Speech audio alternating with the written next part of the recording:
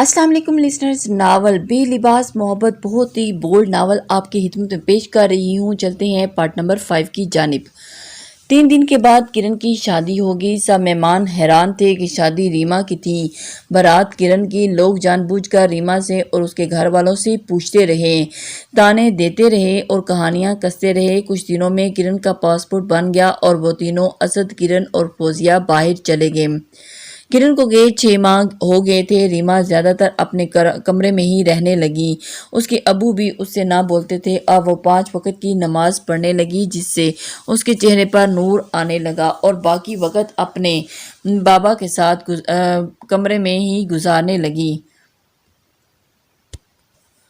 Parlour کے ساتھ set کر کے اب وہ دیتی اور نماز میں ریما نے 1-2 بار دانیال کا نمبر ملانے کی کوشش کی تاکہ اسے بتا سکے کہ اس کی وجہ سے اس کی زندگی کی کیا حالت ہو گئی ہے، لیکن اس کا نمبر بند تھا اور تمام سوشل اکاؤنٹ سے آف تھا، جس کے بعد اس نے اپنے دل کو اللہ کے ساتھ جوڑنے کا ارادہ کر لیا اور پھر 3 دن کے بعد فیصلہ کر لیا۔ شادی ٹوٹنے کی وجہ سے لوگ سوال کرنے لگے اور اسی وجہ سے اس نے تمام کزن سے رابطہ ختم کر دیا۔ بس ایک نور تھی جو کبھی وقت گزارنے یا میک اپ کروانے آ جاتی تھی۔ ریما کے ابو نے ریما کی ماما سے صاف کہہ دیا کہ کوئی اچھا رشتہ دیکھ کر اس کی شادی کر دیں، لیکن فی الحال کوئی اچھا رشتہ نہ ملا۔ اب خاندان میں اور محلے میں وہ بری اور بدقسمت لڑکی سمجھی جانے لگی۔ آج بھی جب نور آئی تو ریما جائے نماز پر بیٹھی تھی۔ نور نے عمیر سے ویڈیو کال ملائی اور سموکنگ کرنے لگی۔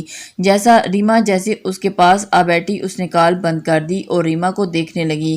نور اس کے نکھرے چہرے کو دیکھ کر بولی، کافی پیاری ہوتی جا رہی ہو، کیا چکر ہے؟ اس نے کہا، تمہیں ہی لگتی ہوں اور تم یہ سموکنگ کیوں نہیں چھوڑ دیتی؟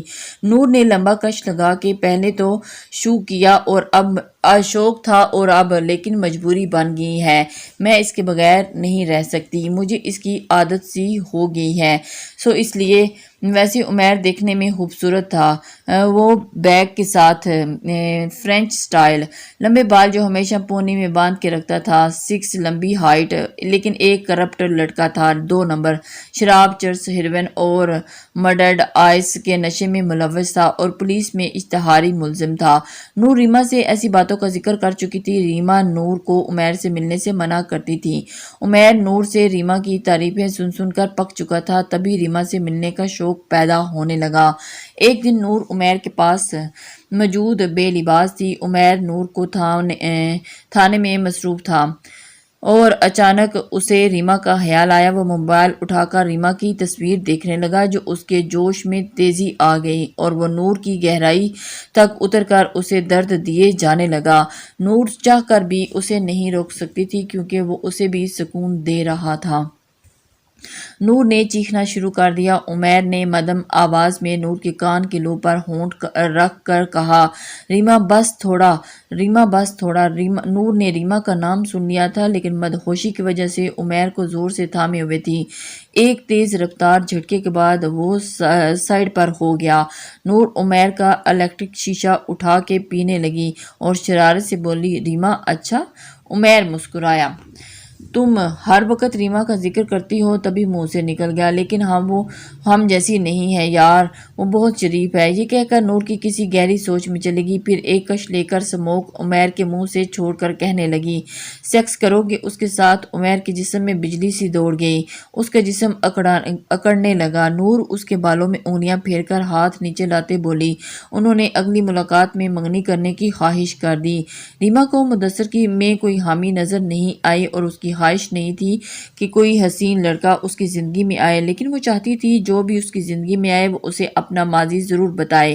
یہی سوچ کر اس نے مدثر کو میسج کر کے کال پر سب بتانے کا فیصلہ کیا۔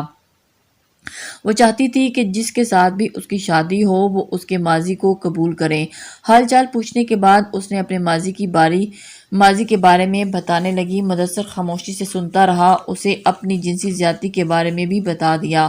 اس نے کہا کہ اسے اس کے ماضی کے بارے میں کوئی لینا دینا نہیں، غلطی سب سے ہوتی رہتی ہے، ویسے بھی اب کا فیز بدل چکا ہے اور اب وہ عزت سے بننے جا رہی تھی اور اب اس کا اعتماد نہیں توڑے گی۔ ریما کو یہ سب سن کر بہت خوشی کیونکہ وہ اب مدثر کو کال پر وقت دینے لگی اور ہر کام مدثر سے پوچھ کر کرنے لگی۔ اس رشتے کے بعد اس کے ابو اس سے بات کرنے لگے، باہر گھومنے لگی۔ 2.5 مہینے بعد ریما کی شادی طے ہو گئی۔ ریما نور کے ساتھ کہیں بھی جانے سے انکار کرتی رہی جس کی وجہ سے ریما اس کی ضد بن گئی، وہ اس کی عزت لٹوا کے ہی رہے گی۔ عمیر نے اسے ریما کے سامنے اچھا بننے کی ایکٹنگ کرنے کا کہا۔ ایک دن ریما کی ماما کی طبیعت خراب ہوگی اور اسے مارکیٹ سے کچھ سامان لینے جانا تھا تو اس نے نور کو کال کر کے ساتھ جانے کا کہا۔ نور کو یہ موقع اچھا لگا، اس نے عمیر کو آنے کا کہا۔ نور اپنی گاڑی لے کر آ گیا۔ ریما نے مدثر کو بھی بتا دیا کہ شاپنگ کا۔ مدثر کو یہ تسلی ہوئی کہ ریما اکیلی نہیں ہے۔ شاپنگ کے بعد اچانک نور نے کہا کچھ سامان لینا ہے ایئرپورٹ سے مما کا، وہ لے کر بس چلتے ہیں۔ ریما نے سوچا وہ دوپہر 12 بجے کا وقت ہے اور وہ بھی نور جو اپنے ساتھ لائی ہے تو اس کا کام بھی کروا دے، تبھی ریما مان گئی تھی۔ ریما کو نہیں پتا تھا کہ اس کے ساتھ کیا ہونے جا رہا ہے۔ نور روڈ پر گاڑی دوڑانے لگی۔ تقریباً آدھے گھنٹے بعد گاڑی بنگلور کے کسی گارڈز تھے جو نور کو جانتے ہوئے بھی اس کے سامنے ریما کو دیکھا جو بنگلور میں امپورٹڈ گاڑیاں کھڑی تھی۔ نور نے ریما سے کہا یار میں نے جھوٹ بولا تھا، عمیر مجھ سے ناراض تھا، میں نے اسے منانے آئی ہوں۔ ریما نے نور کے آگے ہاتھ جوڑے کہ چلو یہاں سے۔ نور نے اسے تسلی دیتے ہوئے کہا کہ تم میری بچپن کی دوست ہو، تمہیں کچھ بھی نہیں ہوگا۔ یہ کہہ کر وہ گاڑی سے اتر گئی۔ ریما نے موبائل نکال کر مدثر کو کال کرنے کی کوشش کی مگر سگنل نہ ہونے کی وجہ سے وہ سر پکڑ کر بیٹھ گئی۔ اتنے میں نور آئی۔ وہ عمیر کو تصویر سے زیادہ خوبصورت لگی۔ اس نے کہا نور کی دوست ہو؟ ریما نے سر ہلا دیا۔ عمیر نے کہا ایسے گاڑی میں بیٹھی اچھی نہیں لگ رہی ہو، اندر آ جاؤ۔ ریما نے کہا نہیں میں ٹھیک ہوں، تم بات کرو۔ عمیر نے ایک نظر نور کو دیکھا اور کہا بڑی ضدی ہے۔ اس کی یہ ٹون سن کر ریما کے ہوش اڑ گئے۔ وہ اسے گھسیٹ کر ہال میں لے گیا جہاں ہلکا ہلکا میوزک چل رہا تھا۔ 8 سے 10 لڑکے لڑکیاں تھے، یہ جسم فروشی کا اڈا تھا۔ ریما نے سنبھل کر مدثر کو کال کرنا چاہی پر عمیر نے موبائل چھین لیا۔ اس نے کہا کہ تمہارے ساتھ زبردستی نہیں کرنا چاہتا، بس تم بیٹھ کر تماشا دیکھو، کیونکہ وہ جانتا تھا کہ آئس کے دھوئیں سے اسے نشہ آ جائے گا اور اسی وجہ سے۔ نور نے اپنی شرٹ کے بٹن کو براہ تک کھول لیا اور وہاں موجود لڑکے لڑکیوں کے ساتھ ڈانس کرنے لگی۔ ریما کو کچھ سمجھ نہیں آ رہا تھا، وہ بس آنکھوں سے آنسو بہاتے عمیر کو دیکھ رہی تھی۔ وہ اس کی منت کر رہی تھی کہ جو کہ چرس کے کش لگاتا دھواں اس کی طرف پھینک رہا تھا۔ کچھ دیر کے بعد ریما چکر آنے لگے۔ عمیر نے نور کو آہستہ سے آواز دی اور ہاتھ سے ڈرنک کا اشارہ کیا۔ نور نے ریما کو پانی کے بہانے ڈرنک پلا دی۔ ریما کو پانی کڑوا لگا لیکن نور پلاتی رہی اور اس کا دماغ سن ہو گیا۔ شراب پلانے کے بعد وہ ریما کے ساتھ بیٹھ گئی اور چرس کے لمبے کش لگاتی دھوئیں اس پر چھوڑنے لگی۔ وہ ریما سے لپٹی اس کے ہونٹوں کو پینے لگی کیونکہ وہ اس کے ہونٹ پینے کی حسرت رکھتی تھی اور حال ہی میں ریما کے اوپر کے حصے کو ننگا کرنے لگی۔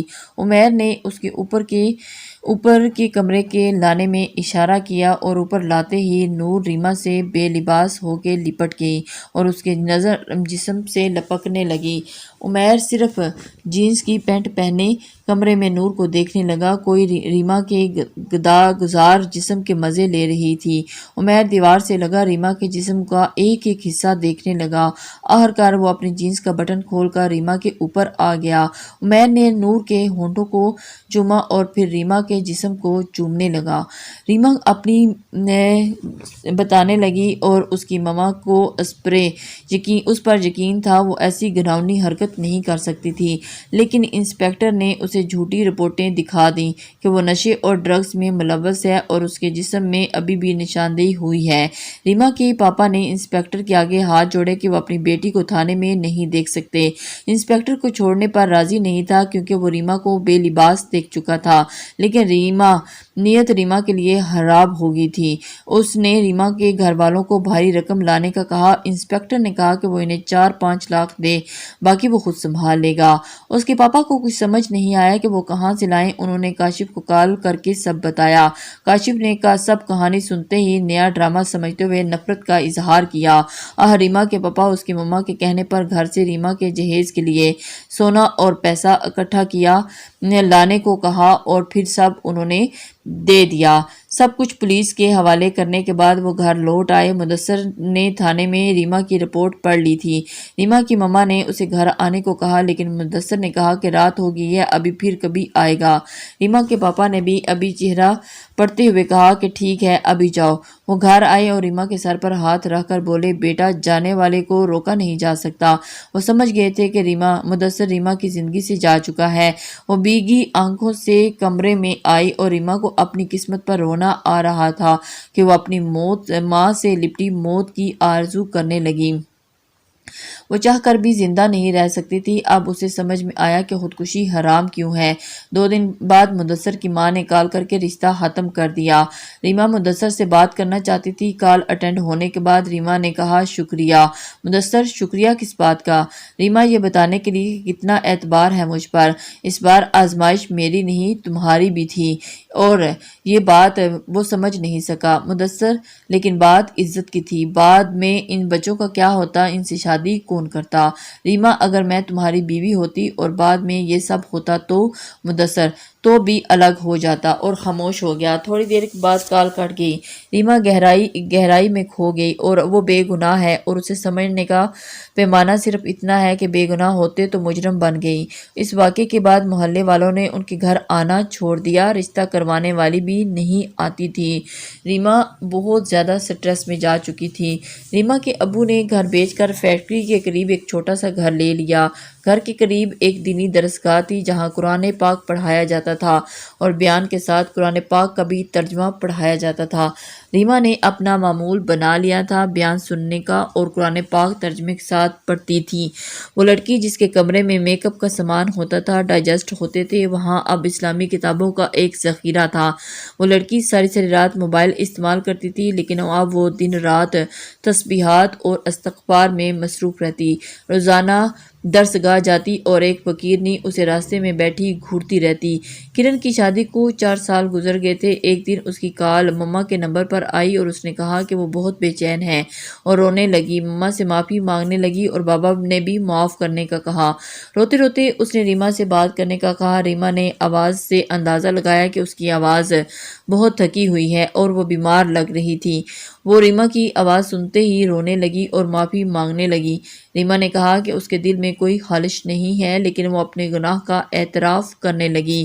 مجھ سے بہت بڑا گناہ ہو چکا ہے، پلیز۔ کرن نے کہا کہ اسے ریما اور اسد کے درمیان آنے کی سزا مل رہی ہے اور یہ بھی کہ اس کا دل اس کے جتنا بڑا نہیں ہے، یہ سب برداشت کر لوں۔ میں تو اندر ہی اندر تم سے حسد کرتی رہی اور جب خود پر وقت آیا تو پتہ چلا کہ اب وہ تم دونوں کی زندگیوں سے دور جا رہی ہے۔ اسد آج بھی تمہارا ہے، وہ تم سے محبت کرتا ہے، مجھ سے نہیں، اور میں چاہ کر بھی اس کو اپنے قریب نہیں کر پا رہی۔ ہو سکے تو اسے اپنا لینا، زندگی رہی تو دوبارہ بات ہوگی۔ اللہ حافظ۔ ریما بت بنے سب سنتی رہی۔ کال بند ہوگی اور اس کے دل میں کرن کے لیے کوئی خلش نہیں تھی اور اسد اس کے دل و دماغ میں نہیں تھا اور نہ ہی وہ اسے سوچنا چاہتی تھی۔